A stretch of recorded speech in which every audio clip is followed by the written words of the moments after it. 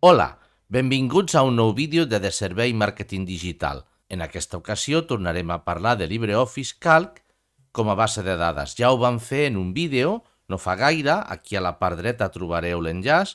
Ara anem a fer-ho una mica més pràctic i una mica més ben explicat. Com sempre, treballarem sobre una versió de Linux, Ubuntu Studio, que teniu aquí la identificació, i sense més dilació ens posem a explicar com es fa això, com ho fem una base de dades amb LibreOffice Calc.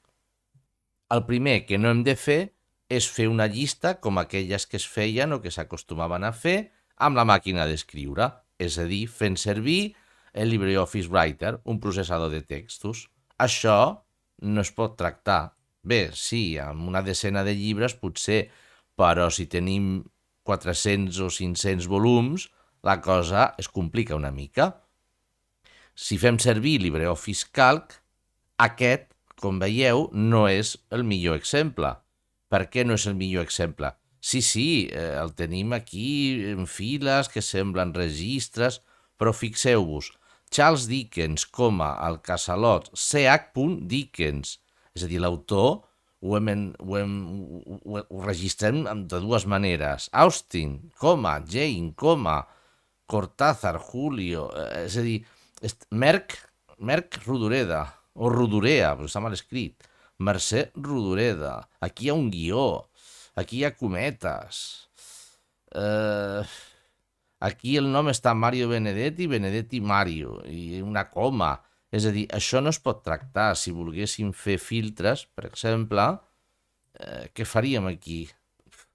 No podríem aplicar un... Seria complicat. Per a pocs registres sí, podem fer un filtre per una cadena, un tros de text que trobi en aquesta columna, però tenint molts llibres, molts registres, la cosa es faria una mica complicat, oi? No és el millor exemple. Si recordem aquelles fitxes que havia abans a les biblioteques, veieu que tenia un format més o menys, és a dir, és la fitxa. És precisament això el que hem de reproduir en el full de càlcul, l'estructura de fitxa que tenim aquí davant. Per fer el registre de llibres o potser de pel·lícules, de vídeos, de revistes, etc., d'una llar, doncs fent servir el LibreOffice Calc, l'estructura mínima de fitxa seria aquesta: autor, en el cas dels llibres, el títol, l'idioma, enquadernació, editorial, edició i any. Podem posar més dades.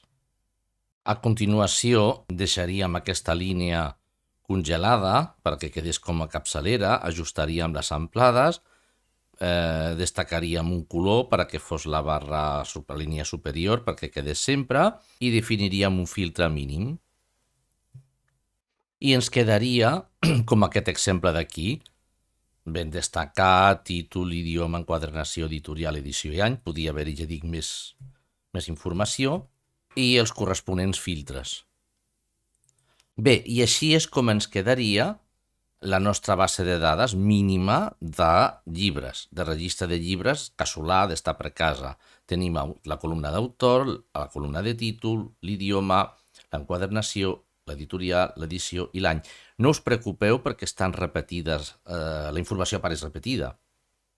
Això és una mínima importància perquè forma part de la disposició de les dades, ens permet fer seleccions. És a dir, podríem esbrinar quants llibres tenim de cartoner de rústica, podríem saber els anys per editorials, per títols o per autor. Com milloraríem això? Us senyalo aquí, us deixo la targeta d'un altre vídeo que vam parlar de validació de dades. És a dir, que tindríem una taula, que seria un altre full d'aquest llibre, amb els autors. Us ho ensenyo, seria aquest, i hauríem de fer un canvi mínim i tindríem aquí un desplegable amb els autors, de manera que no estarien les dades repetides cada vegada en el full de registre. Però aquí això ho deixem, no és el propòsit d'avui, el col·loquem aquí i tenim la nostra base de dades de manera senzilla. Què podríem afegir més? Podríem afegir una columna de gènere, per exemple, o un enllaç a ressenyes i més coses. I amb la mateixa estructura o semblant podríem fer els nostres DVD, les nostres pel·lícules, etc. Bé, i això ha estat tot per avui en aquest vídeo de Servei Màrqueting Digital. Si us ha agradat el vídeo, marqueu el m'agrada. Si no sou subscriptors, s'agraeix la subscripció i us espero en un altre vídeo d'aquesta temàtica.